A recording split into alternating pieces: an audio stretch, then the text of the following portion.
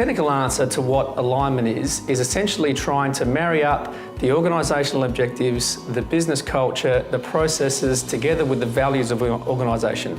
That's essentially what alignment is. The most simple way that I can explain it is that it's making sure that everyone's on the same page. Now, an organisation that lacks alignment will have a different idea in terms of, if you spoke to different people, they'd all say different things about what the organisation stands for, what it does, who their patients are. If you don't have alignment, you're going to struggle to meet your business goals. One thing that I find to be really helpful is to interview all of the main decision makers in a practice and ask them what they think the practice stands for. Who are the patients that they like to see?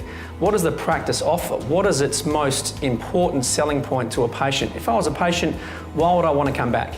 And I guess the most important thing is that you get consistent answers from people. You can't expect they're all going to be consistent all the way through, but as long as you've got some elements of consistency on the main points, you're a much better chance of making sure that your alignment's right. Interview process is great when you're speaking to the people, but you also got to make sure they live these things and they're not just answers they might give you in that process. So I try and speak to these people and say, do you think your views are aligned with others? Do other people think the same way? Not in terms of everyone being a robot, just in terms of everyone understanding what the value proposition is of a practice and how they demonstrate that. I often hear about practitioners leaving practices where they say, well, the fit just wasn't right.